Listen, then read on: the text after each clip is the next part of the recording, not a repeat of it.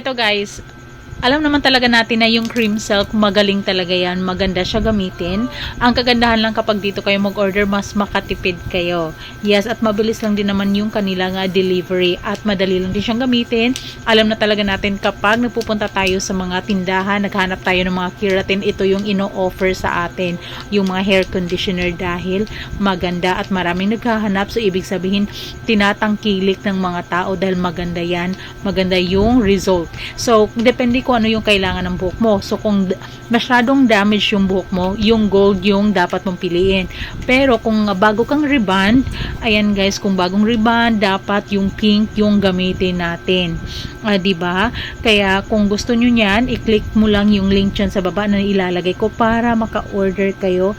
Mabilis lang din talaga yung kanilang delivery. At meron pang ibang kulay niyan. For example, yung green.